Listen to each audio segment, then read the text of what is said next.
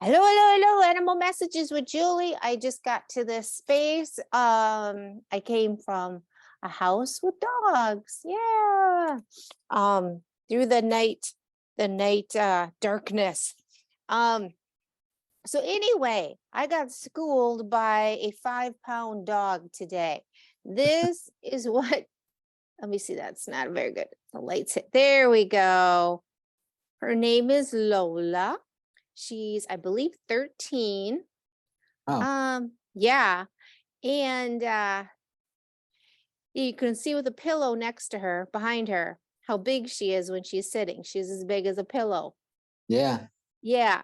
And Lola is lovely and kind and patient, although she has been known to chase a fox off her property. It's like her owner told me this story how she was vacuuming in her bathrobe and she let the dogs go out in the backyard, and they live close to wooded area, and they've got large windows, right? So she's vacuuming and then she sees the fox and she sees her little 5-pound Lola, and she's like slow motion, no, and goes running for the door, of course, and get the door open, and Lola just turned on the fox and was like, chased the fox back into the woods. She's very grounded individual. She's very calm, very grounded, but when she needs to, boom, she doesn't bark like a chihuahua. I don't know. I'd love to have her DNA tested because I don't think she's a chihuahua. Um, anyway, I was looking at her today, and she has a pack mate, and her pack mate has issues, right? Is sensitive to stimuli and is very it's the dog is reminds me of an autistic person, some of the autistic people, very sensitive to stimuli, slow to warm up, a Yeah. change in people, change in the routine is like, whoa, whoa, whoa, no. As far as having friends over Mhm. to the house, human friends. Um, so I looked at Lola and I said, "Oh, the big dog in the ground, you're one of a kind. He really created one of a kind with you." And she said to me, "All dogs are one of a kind. Don't talk stupid. All dogs are one of a kind. Don't talk stupid." Like, okay, I've been schooled, because we're like human, because humans are always like, oh, they're one of a kind or they're unique, blah, blah, blah. And she's like, all dogs, every dog is one of a kind. Okay, I agree with that. I do too. And I thought about it and I'm like, yep, and I mentioned before the big dog in the ground. I don't think I've talked about this um, for at least a year and a half.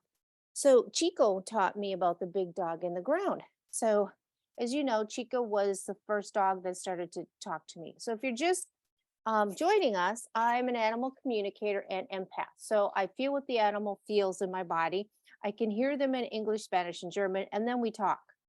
Um, so, I'm an animal counselor because we talk through it.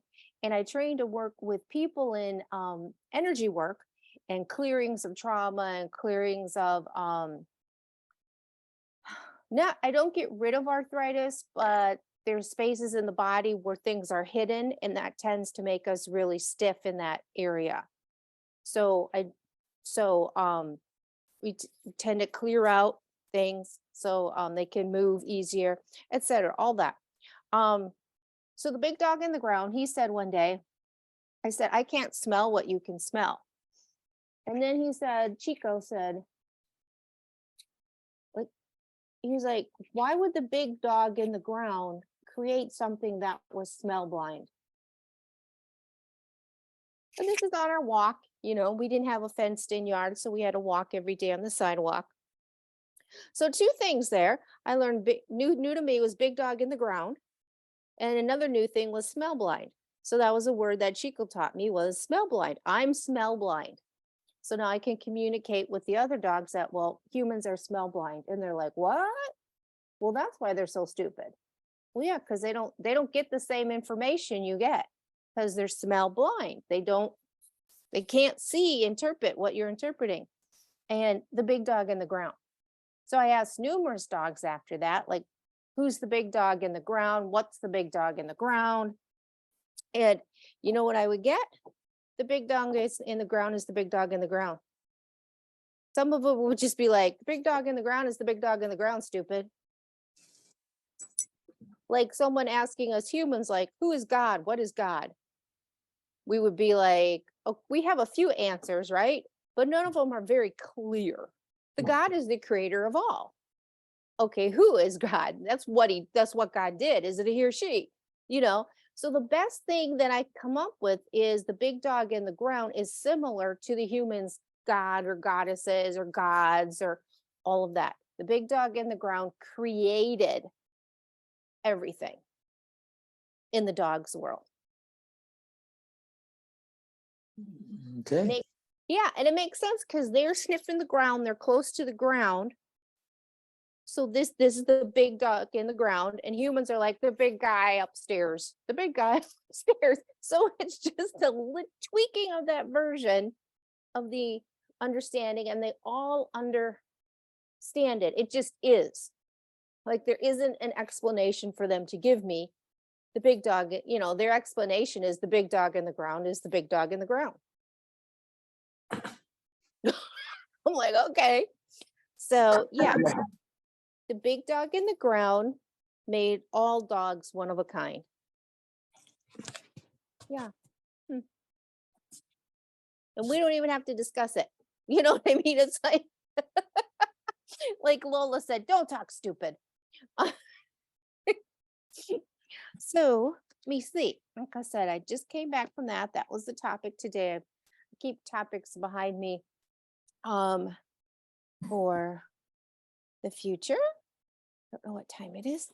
So, okay. So we've been on for like 9 minutes. So now, Patrick, we got Farley. No, that's Cassidy. I can't see from behind.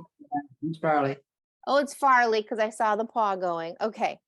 Farley, what's going on? You want food?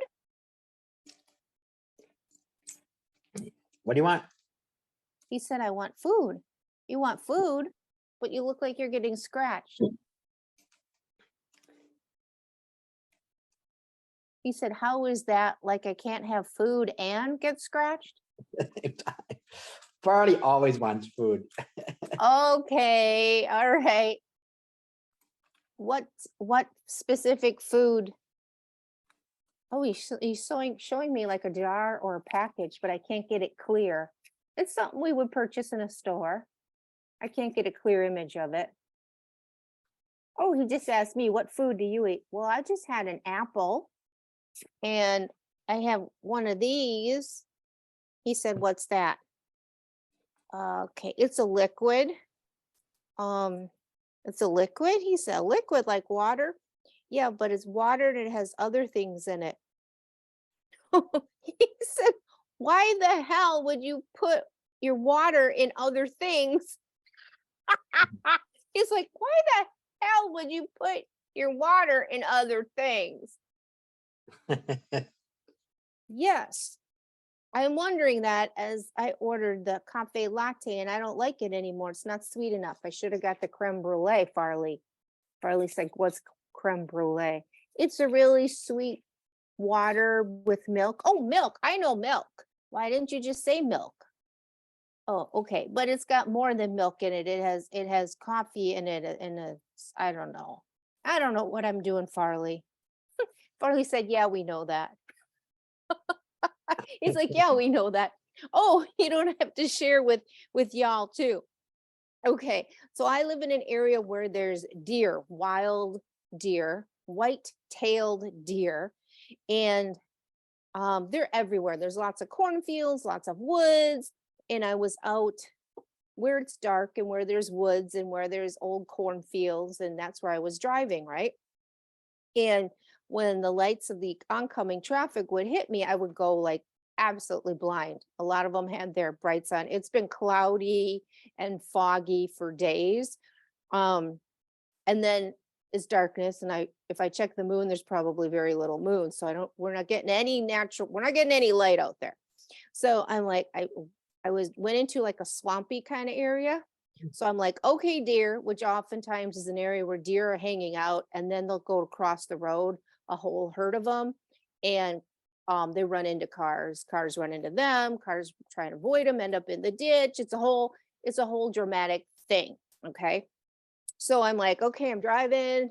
Half the time I'm blind because the brights are in my eyes, and along with these capacities to hear animals and have the clear audio, I lost physical vision a lot. So my vision is not very good to start with. Um, so I'm like, okay, dear. Sorry, it's a long story. I'm like, okay, dear, I'm here. All right. And the deer is like, the lights blinding you. You can't see a thing. You can't see what they say. I should have written it down while I was driving. You can't see shit. That's what the deer said. Can't see shit. I'm like, yeah, I can't see shit. He's like, shoot them, shoot their lights, shoot, shoot them with the bullets. So some deer out there we have in this region, deer hunting that happens around the American Thanksgiving. So the deer do know about shotguns and rifles and bullets. So animals can read our thoughts. So if a hunter's hunting a deer, chances are the deer knows if they survive, they know what's going on. That's how they survive. Because they've read the thoughts, they know where the guy is. It's the ones that aren't paying attention, that aren't tuned in, that aren't going to survive the deer hunting. So he's like, you can't see shit. And I'm like, yeah. And then he's like, shoot the lights. I should shoot the lights out. And I should shoot them with the bullets. So they know about bullets. Anyway, it's funny to me. Okay. Cassidy. Cassidy is usually at Patrick's. Cassidy, what's going on? She said, I'm playing. What are you playing at? Nothing. I'm busy right now. She said, go away. I'm busy right now. Okay. All right. Do you have anything to add, Patrick? No, because she must be in deep thought because she's just lying on the couch across from me. So I just asked her, what are you busy? And she's like, go away. There she is over there. You see her? I don't know if you can see her or not. I don't know if you can see her. I can't know if the phone's pointing Yes. to her. Yes, I can see her, but I didn't want to talk because then the Zoom camera moves to me as soon as I make a sound. Yeah, and she normally, folks, if you're watching for the first time, she normally is right behind Patrick, perched on top of that couch for the shows. So that's before we started, and she left. And when the show started, and she left. Well, she's working on something. Like she told me, she's working on something. Go away. Okay, fine. Wouldn't it be great, like if we could say that as people to your roommate? What? She's planning something. I said she's planning something. I know. And I'm talking to her and I said, are you planning? And she said, maybe. Maybe. She said, I'm planning how to get out of here. What do you mean get out of here? Like the house? Yes. I like to be outside more and I'm not outside enough. So I'm making a plan of how to be outside. Whoa, she's showing me running towards the field and towards trees at night. Okay. She's making Patrick, hang on to her when you take her out to go poop tonight. Oh yeah. She's making a plan. Are you going to be gone for long, Cassidy? No, just a couple of hours. I guess long enough. Do you know what hours are? No, but I'll be gone a couple of them. He's so cute. He's so funny. And we can't say, oh, they broke the mold. She's one of a kind, because Lola told me don't talk stupid. Don't say that. Don't talk stupid. Okay, I'm going to sign off then. Animal Messages with Julie, signing off.